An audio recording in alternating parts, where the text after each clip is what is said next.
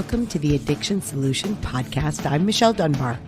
Enjoy listening and watching as addiction experts Mark Sheeran and I cover controversial as well as helpful topics on addiction, how to move past it, and other related subjects. As two of the co-founders of the Freedom Model, Mark and I will give you a completely new perspective on the topics that matter to you. We will take to task the Recovery Society's lies and misinformation and replace them with facts, research, and the methods to move on from addiction struggles without 12-step meetings, rehabs, and the shackles of endless recovery. Let's escape the treatment and recovery trap together and learn to be free. Welcome to the truth. It's time for you and those you love to step off the addiction roller coaster for good and learn a solution that works. It's called Move Past Addiction Masterclass, and it's a free 1-hour live online class where you'll hear new and empowering information about how to solve addiction for good without steps, meetings, rehabs, or being labeled for life. If you're struggling or you love someone who is, then this masterclass is for you. To enroll in this free 1-hour class, click the link provided or go to thefreedommodel.org and choose the date and time that works for you. See you at the masterclass. Hey everyone, welcome to the Addiction Solution. I'm Michelle Dunbar. And I'm Mark Sheeran. And we, along with our colleague Stephen Slate, wrote the Freedom Model for Addictions, Escape the Treatment and Recovery Trap, because it is a trap, and the Freedom Model for the Family. And I want to just remind everybody that we have this free masterclass. It's called Move Past Addiction Masterclass. And it is 1 hour live with Mark and I, and we're discussing why so many people don't find a solution in treatment and 12-step programs, and also how all those millions of people who do solve their problem do it. Yeah. And I think it's important for people to know that. And we build it into a synopsis within an hour. And there's a little Q&A session at the end. It's all about moving past a quote unquote addiction, right? A substance use problem, without meetings, without recovery, without all the trappings of defining your life by this thing you used to do. There's no reason why you can't move on from all of this. And so the masterclass covers that in a sort of summary version with specifically 2 lessons that we also cover in the online program to give you a feel for our programs. So it gives a lot of information. It's the best hour you could spend, and it's free. Yeah. So and how did they sign up for that? So you can go to if you're watching this on a PC, you can go to this QR code right here. If you know how you do that, and you can sign up there, or you can go to thefreedommodel.org and there's this pop-up that comes up and it's right there. Or if the pop-up doesn't come up, it's the very first thing listed on that page. You can just click the link and go and choose the date that works for you. We offer it every single week. So, and if you can't go to the live one at the time that we offer it, enroll anyway, and you can see the replay later on in that same day. Yep. So the other thing I want to say is, for all of you, we've had several hundred people now at this point. We've been doing the master classes since July. And so now we're coming up on 6 months that we've been doing them. And we've had several hundred people come through the master classes, which is amazing. In each time you get a coupon code to get 50% off the online program. So if you came, but that's always a limited time offer. If you came and now you're like, yeah, either you maybe want to do the online program yourself, or you want to give it as a gift to somebody else. Yeah. Look in your email, because we're offering another special coupon code for the people that have been to our master classes that will give you till New Year's Eve to enroll in the online program at 50% off. We want everybody to get that opportunity. It's a great gift to give to somebody that is, or to yourself. Yeah, freedom doesn't suck. No, it's pretty great. So it's pretty great. So we want to talk about today. Somebody brought this up in our the Freedom Model group, which is our private Facebook group. If you want to join, just go to Facebook and look up the Freedom Model group, and there'll be a couple questions you need to answer because we try to keep the trolls out, so to speak. So we just kind of vet people to make sure that this is the right group for them. But what they said was they quoted the big book of Alcoholics Anonymous about the fact that alcohol use or drug use is but a symptom, and really that the issue is that you're selfish, self-centered, or that you have other problems that cause. So it's basically learned connections. And it's the underlying causes of addiction theory, that there is something causing you to use, some underlying mental illness, some selfishness, some that your secrets keep you sick. That's a common AA idea, right? That if you aren't honest with the group, this is such a cult thing. It's the way they get public confession and get dirt on you and then they're able to shame you. It's so twisted. I was involved in all of that in the early years, and it's not fun. Well, yeah, it's a cult tactic to make you feel, it's a religious cult tactic to make you believe that you're sinful, that you're wicked or evil, so that you're more easily manipulated. Yeah. AA's version is you're going to hell in a bottle. Other religions' versions is just going to hell, right? I mean, it's the same kind of playbook. That's right. So, but I want to. Can you read your response to that? Because it's a good build up for what we're trying to talk about. Yeah. So this person asked that question in our group, and then I posted this response. So we're going to have to just fill some time while I get to it because I didn't keep it up on the screen. Yeah. So what the person asked was that in the big book of Alcoholics Anonymous, they say selfishness, self-centeredness, that is the root of all our troubles. And then there was a fellow by the name of Tiabow who was a psychiatrist, if I remember right, or a psychologist, who was a friend of Bill Wilson's, that said, this is not about alcohol. This is about underlying causes. An ego. Your ego run riot. Right. Yep. And then self-will run riot. And ego deflation at depth. They said that they had to crush the alcoholic before they could build him back up again, which is what treatment has been doing to people for years, except they don't do the building back up part. They just crush you. And then you go to meetings. That's really what we had some great responses to it too in our group. It's always amazing to me that people can read our book and say they've read it or listened to it more than once and ask these kinds of questions. They don't read it. I don't think that's entirely true either. I think sometimes you're so indoctrinated. Yeah, that's true. And your beliefs are so deep. That's true. It's the layer thing, right? So that you have to kind of debunk one belief before you can debunk another belief. Yeah, you hang on. Yeah, you hang on to I hung on for 10 years. But all of these things can be debunked with common sense and with just kind of opening your eyes. This was my response. I said, making people believe they're sinful or wicked is a common cult tactic to break people down to make them easier to manipulate. In my more than 30 years of working with heavy substance users, I've known a great many people who were not selfish and self-centered at all, who were actually kind, giving, loving people that had solid relationships and otherwise successful lives. I've known many who just really loved heavy substance use, and they did it frequently. People develop a habit of heavy, frequent use because they believe they need it for personal reasons. It's not more complex than that. On the flip side, I've also known many incredibly selfish, self-centered egomaniacs who never had a drinking or drug problem of any kind. And I've also known many because we were in AA for 10 years as active members. And prior to that 10 years as children of people who were in AA, I've known many people who solved their drinking and drug problem. But on the surface anyways, they were sober in AA.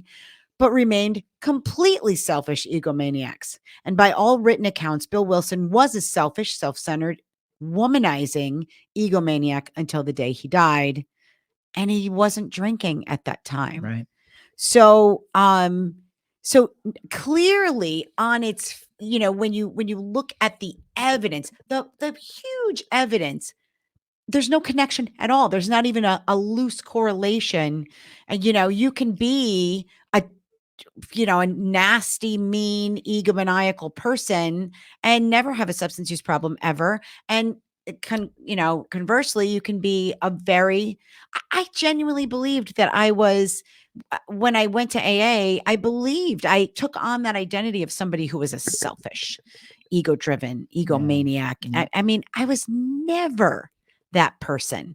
Never. I had issues, no doubt. I had issues. But being selfish and self-centered wasn't one of them. Well, most of the time, I think that I was certainly self-centered because in my situation, I I didn't have relationships as a kid. So I came from a very unknowing perspective. And what I mean by that is I was unknowing of your feelings. So I would say mean things and then people would be like, you're a mean kid. And I would think, I'm not a mean kid. I just didn't understand. So there's a lot of times where you have what AA Great calls point. character defects, which I never God, liked I that. hate that. Me too. Yeah. But what they are is really just ignorance. And it has nothing to do with really the drinking.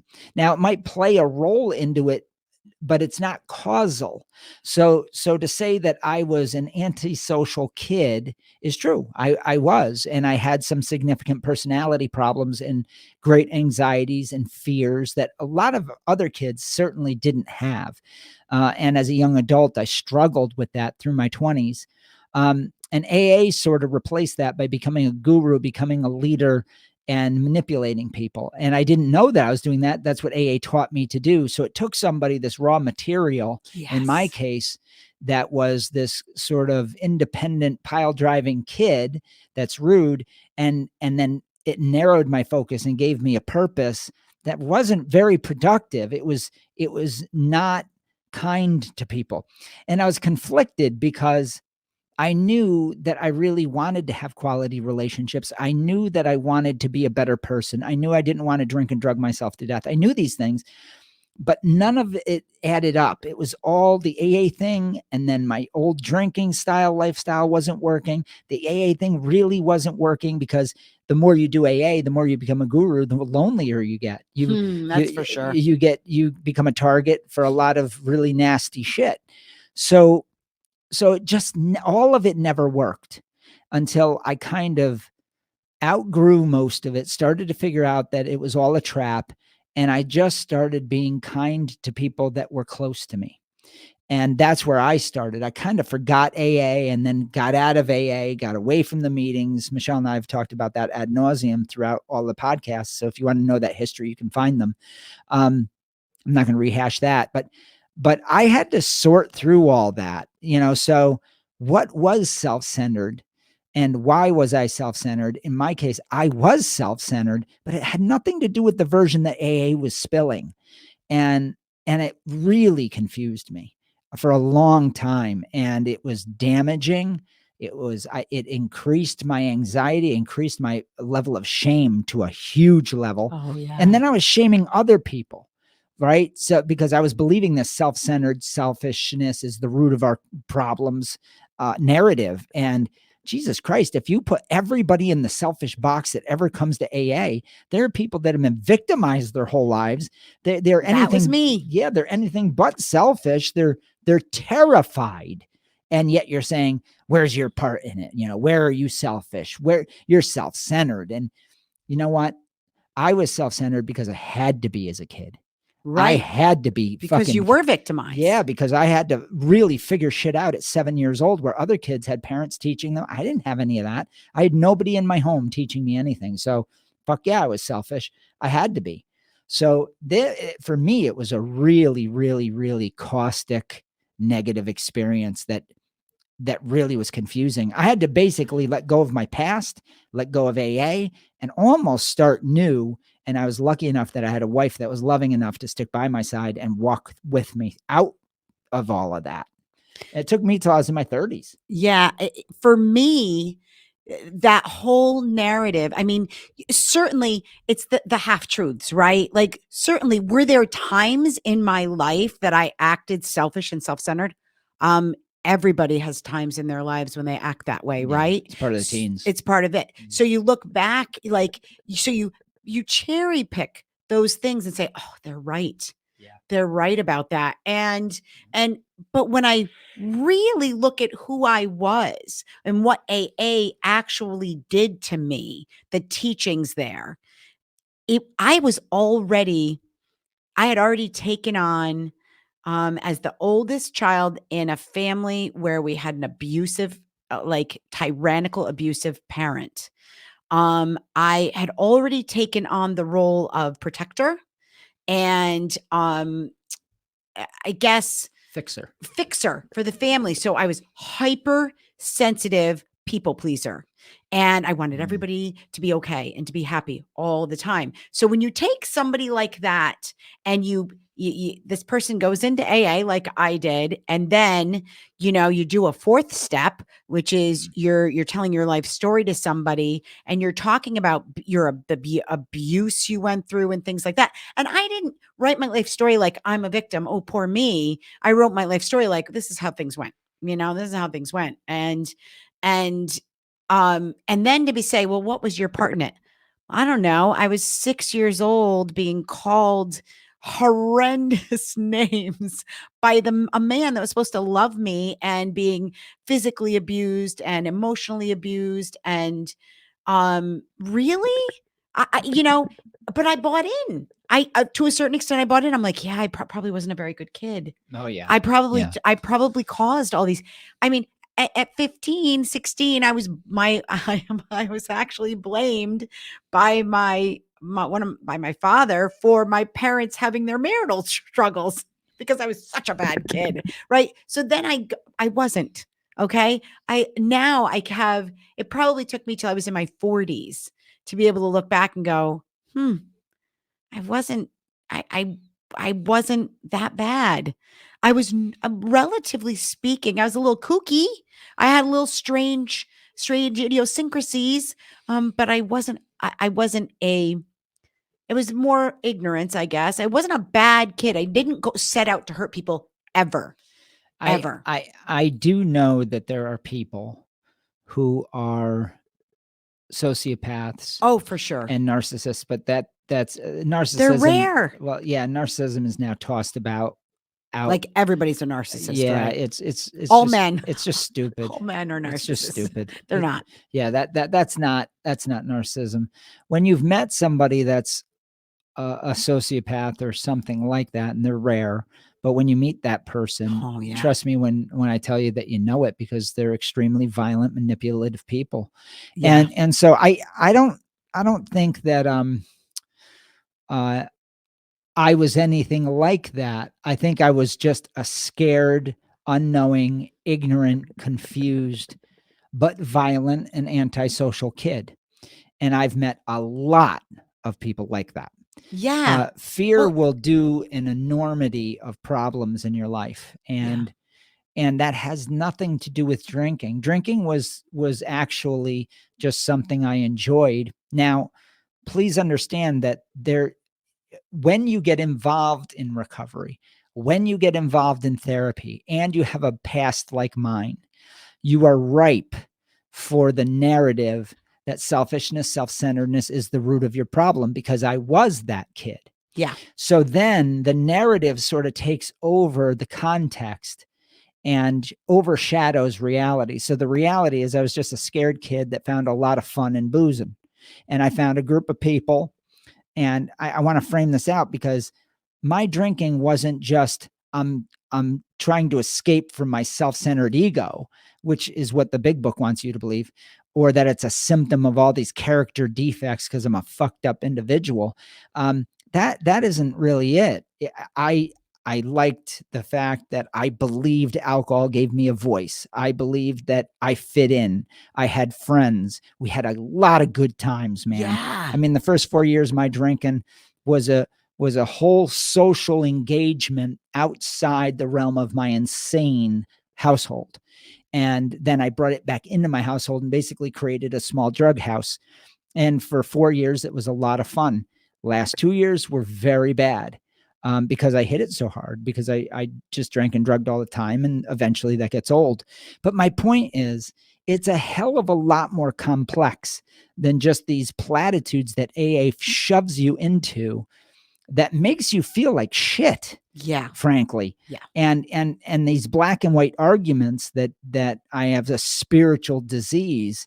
And if you grow up Catholic, that can Oh boy. that can really confuse you, because Catholic Church does some things that are akin to that. They're not that far apart in some ways. So now I'm Catholic and I love the church, but I don't love that aspect of things. I'm able to discern the crazy from the good. So I just want people to know that these things are never black and white issues. And you're drinking and drugging in chapter 4 of the freedom model. We go over a whole host, over a dozen different reasons why people enjoy getting wasted. And we look at those perceived benefits carefully, and we say, look at these. How much of that matches you?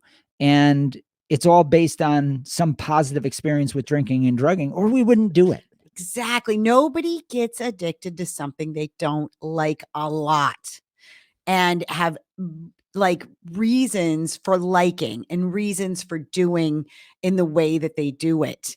And so I want to just pull this into the learned connections side of things as well, because both Mark and I experienced trauma as a kid, and the way that we grew up, and so people say, oh, see, you had trauma, and so that's why you both had problems. And no, a lot of people grow up with all kinds of trauma who don't go to substitute, don't have substance use problems, or even other problems for that matter. Everybody deals with things differently. There has to be that when you have develop a substance use problem, the only requirement for having that is that you enjoy it, that you like it, because there are a whole lot of people that I met that had far worse trauma than I did, who didn't enjoy being drunk and high like I did.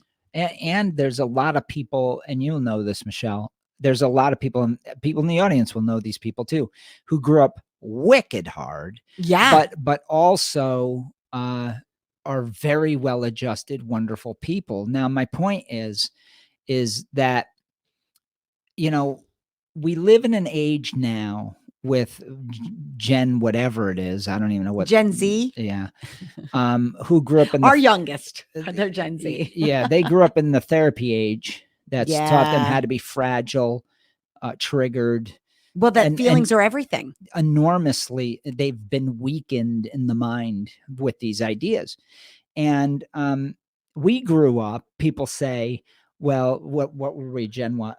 Gen X. So we grew up in Kind of hard. in their perspective, unenlightened. Hmm. And so we're unenlightened. Yet I know that, frankly, we're stronger. We're able to get through things because we realize, holy shit, life can be a shitstorm. And I don't think the shitstorm is any less for anybody grown up in any age. Every age has its issues. Yeah, for sure. But the way that we have as a society attached drinking and drugging and an overdose crisis and all these different things to people's fragility or perceived fragility, that you're fragile and that your feelings matter. Most of the time, your feelings don't matter to the world. They don't give a shit about your feelings. And so reality slaps you in the face. So you've been told all this stuff. And now, do I like the way I grew up at home? No.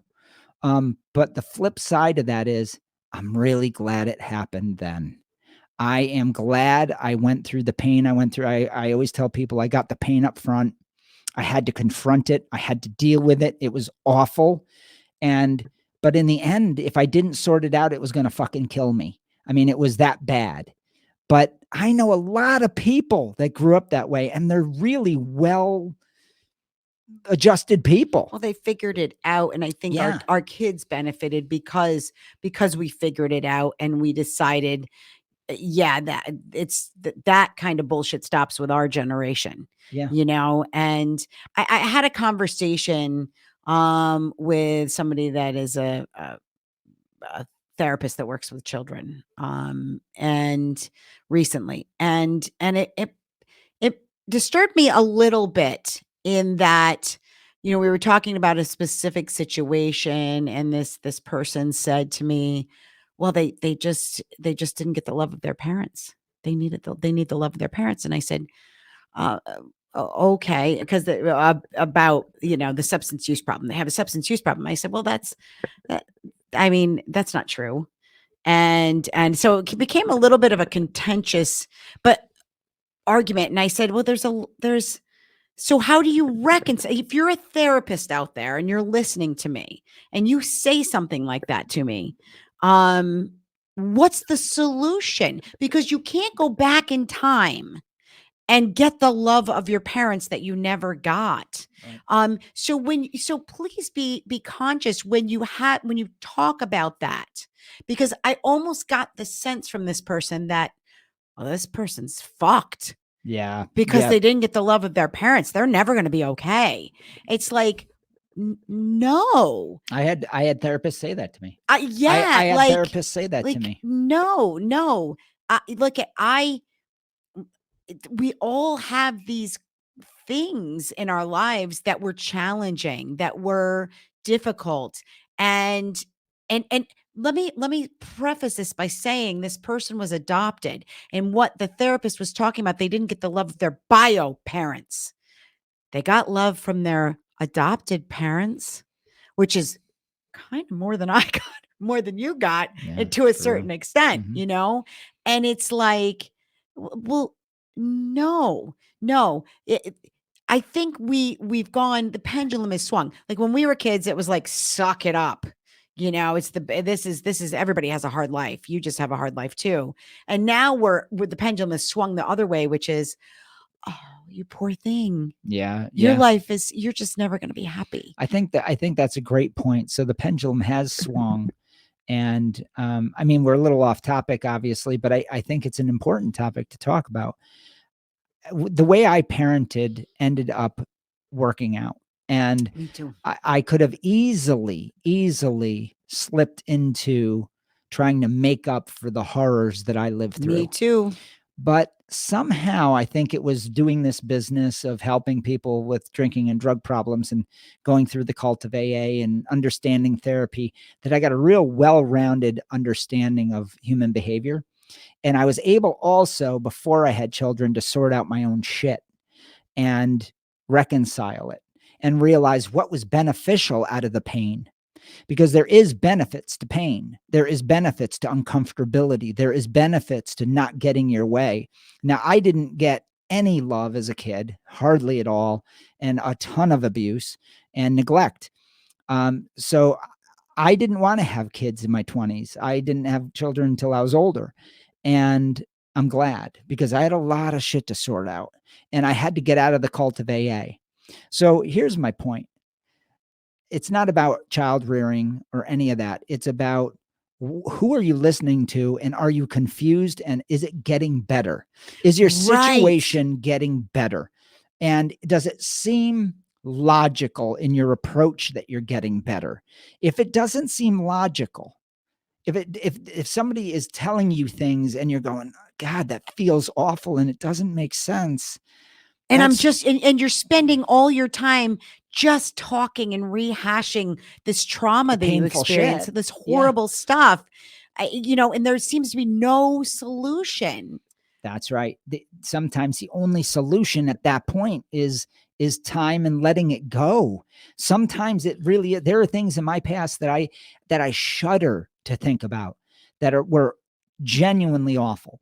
And I say to myself, okay, that happened, but I now have some control in my life, and I'm probably never going to have to experience that again. It's life, you know? And did I forgive those people? I guess I'm never around them. I moved away. I got away from all of it, and I moved on to try and build good things for people in my life and myself. And please know, when we talk about this, I'm not saying that people don't experience emotional upheaval and difficulties. I have struggled my entire life with those kinds of things. Everybody does, and some people more than others.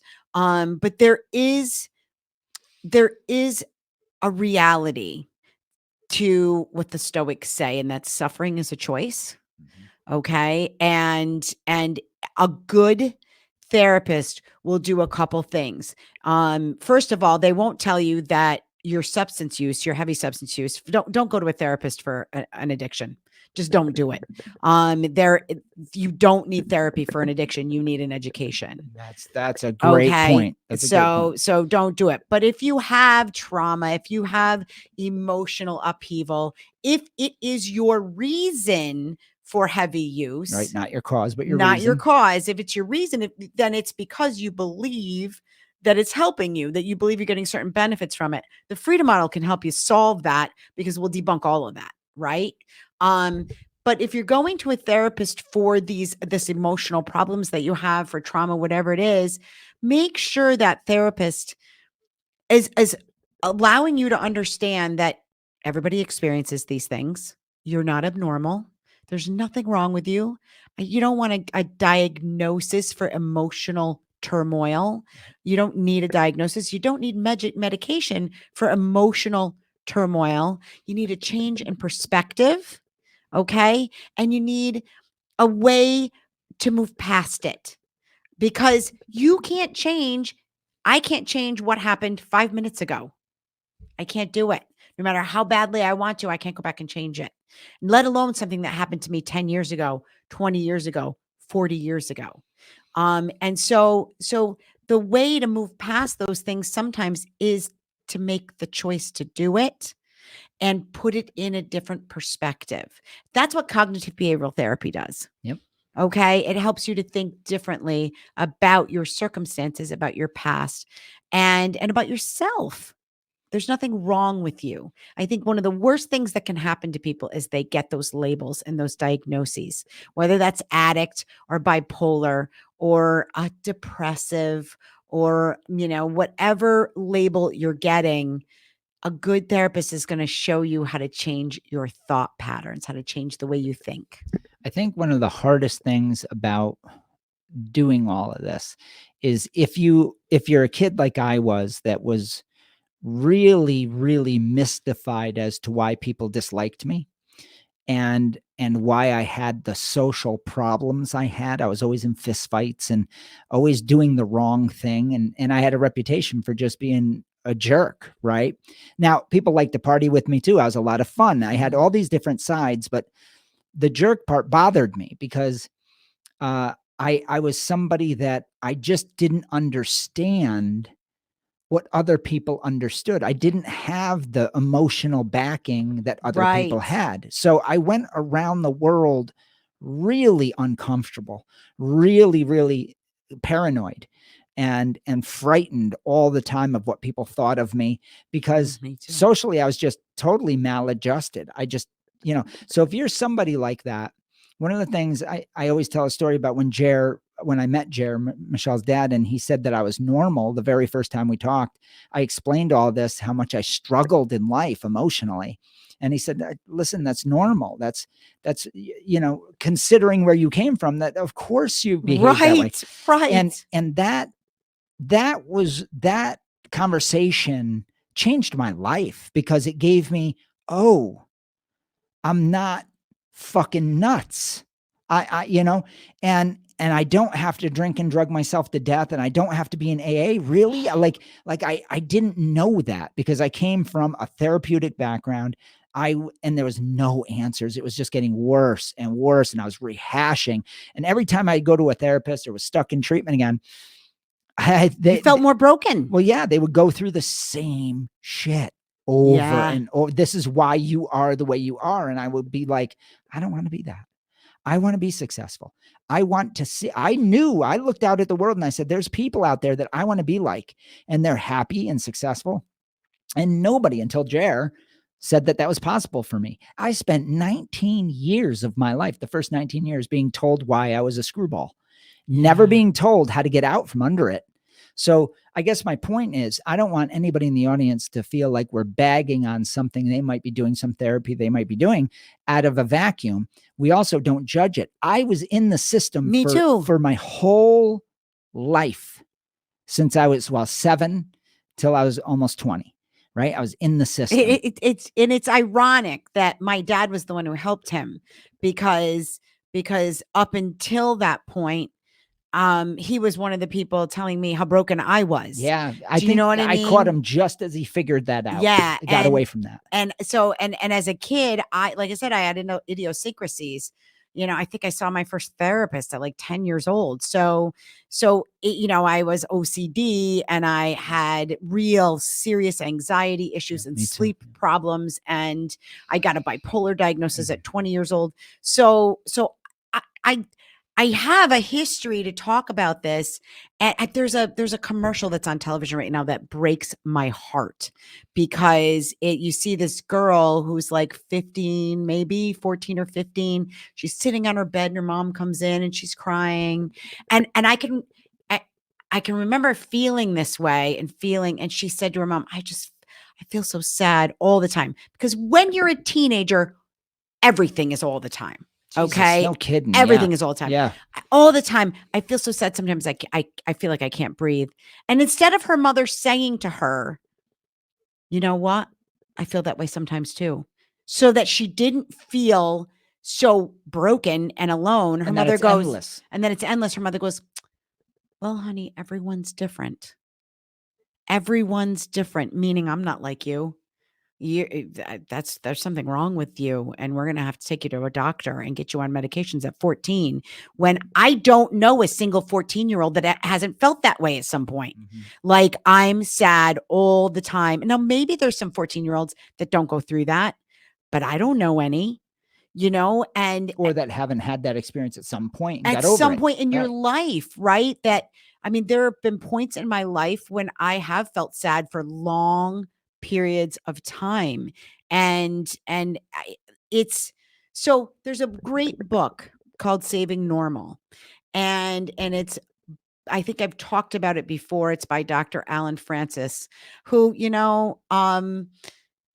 was part of the system for a really long time and kind of created the system, honestly, that we have now in mental health, because he was the chairperson for the DSM until about 10 years ago. But he did right through DSM-4 revision.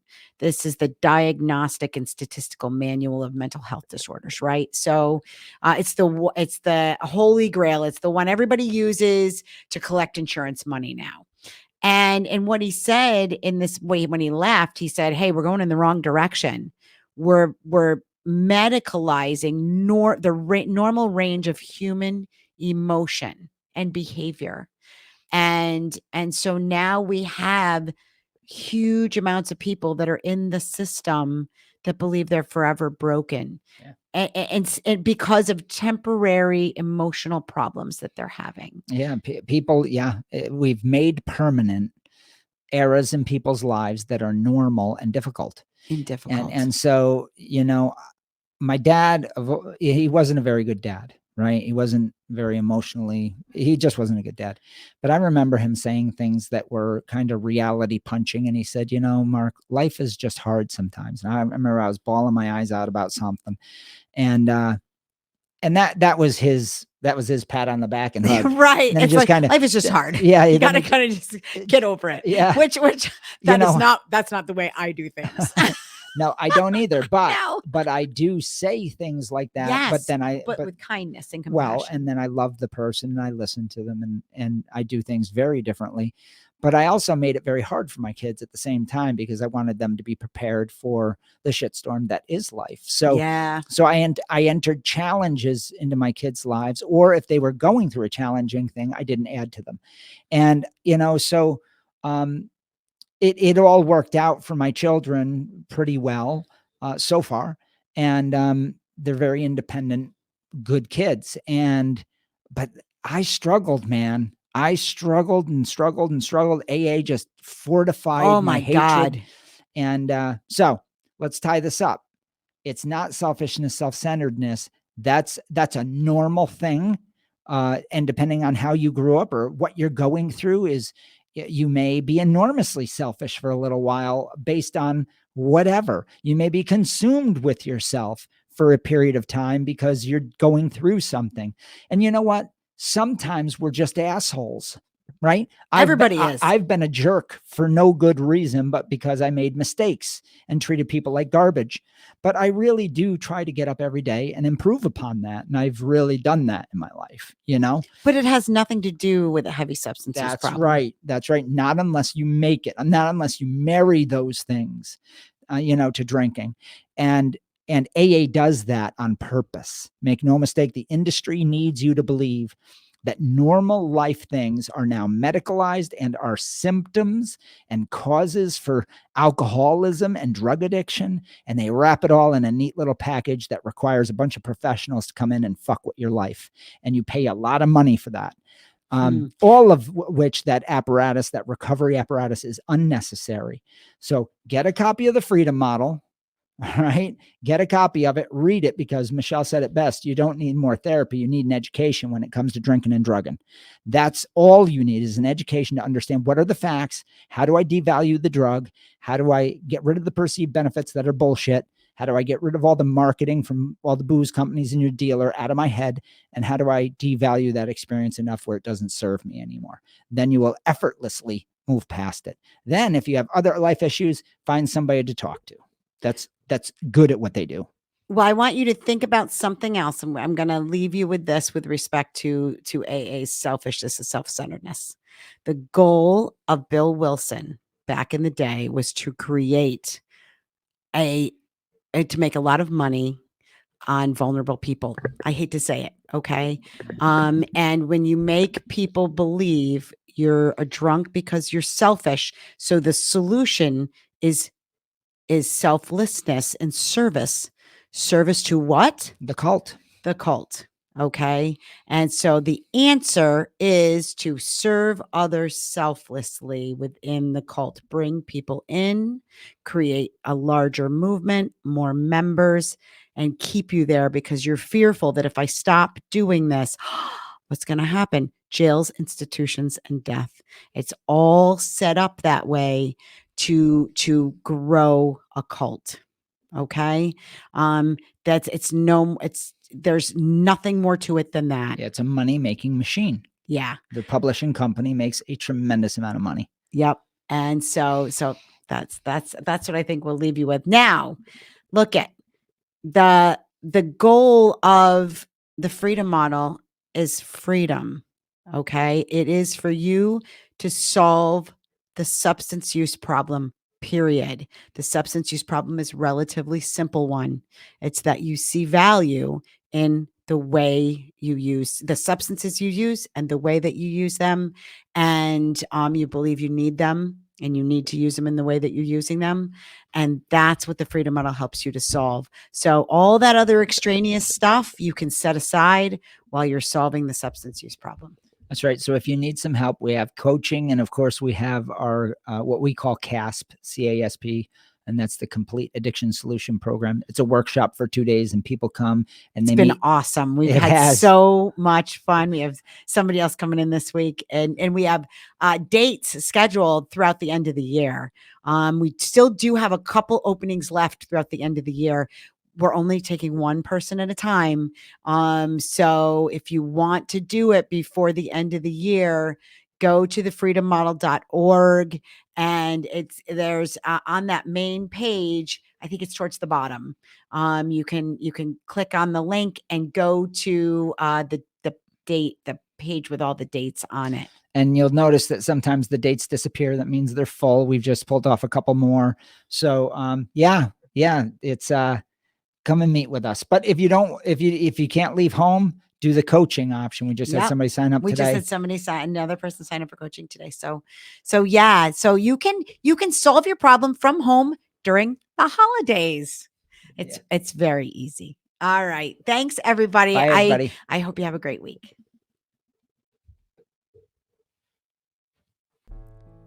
Are you struggling with a drug or alcohol problem, but you don't want to go to rehab or group meetings? Well, that's why we created the non-12-step Freedom Model Coaching Program in 2011. Through video conferencing on Zoom or Skype, you can work privately with a certified Freedom Model coach from your home or office on your schedule. And here's the best part.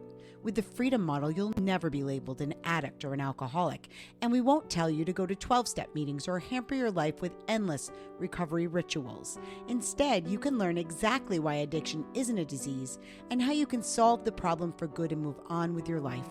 Do you want to be completely free from your addiction? Do you want to never have to attend meetings, rehabs, or addiction counseling ever again? And do you want to solve your problem from the comfort of home? Then call us at 888-424-2626 to talk with a Freedom Model coach today and experience the Freedom Model difference.